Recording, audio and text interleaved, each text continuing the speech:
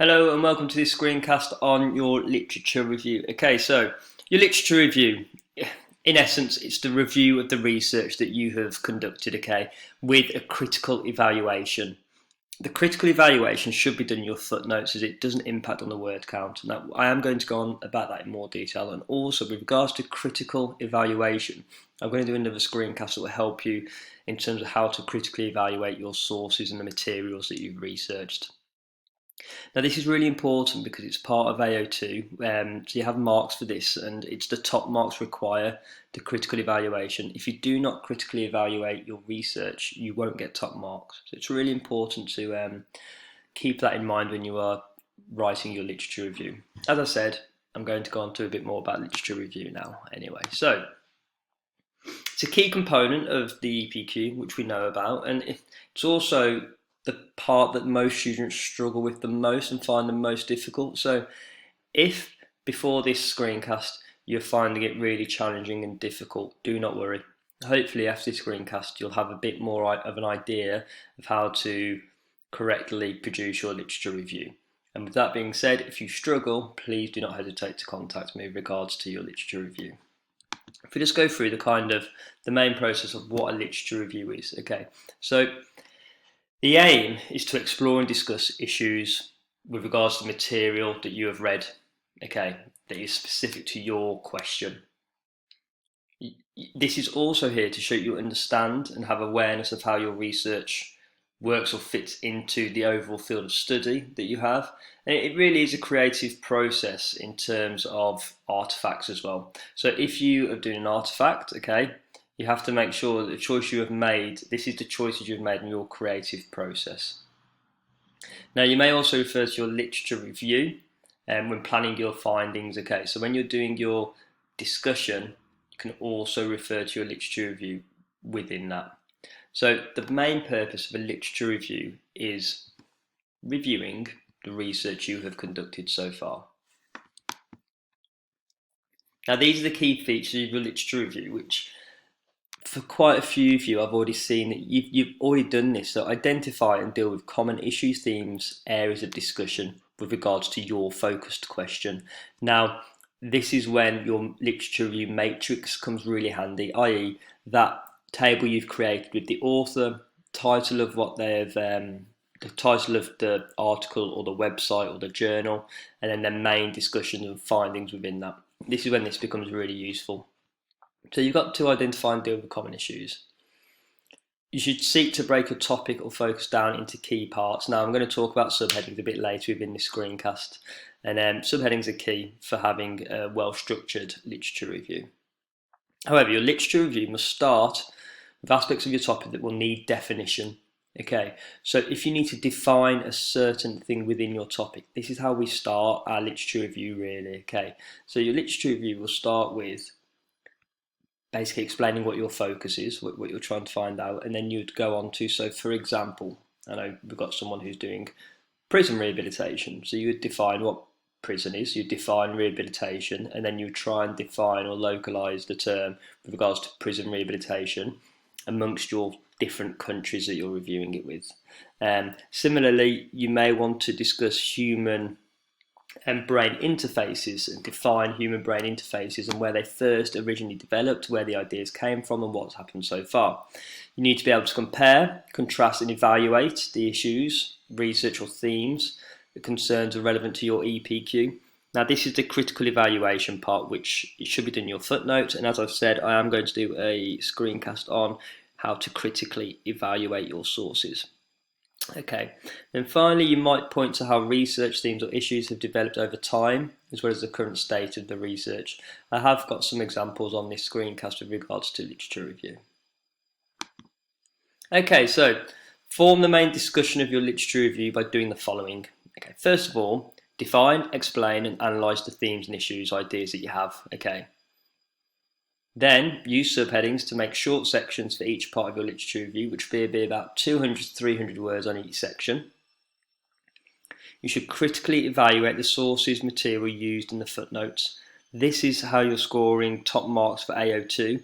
And again, I'm going to do a screencast on critically evaluating your sources.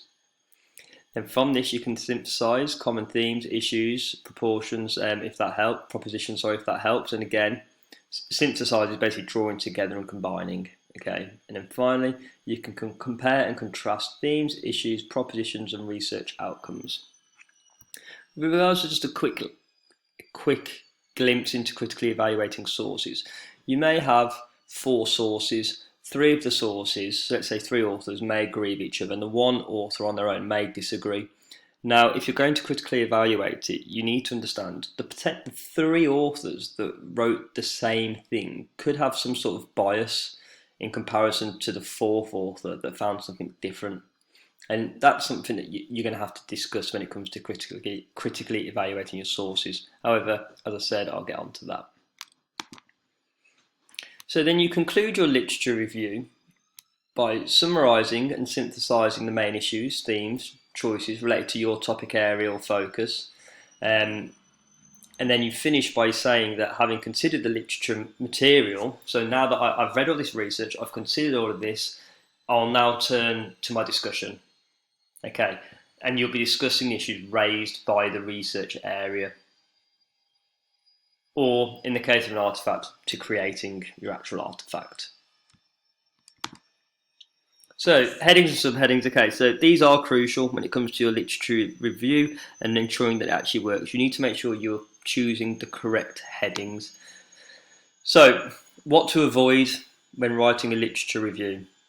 Listing individual research literature without discussing, analysing and evaluating each piece of literature. You have to say the positives and negatives of the actual research in terms of the date, for example. The date could be really, really far back in the 70s or 80s. It could be even further back, and that isn't really relevant to this day and age. That could be a disadvantage with the literature that you're using.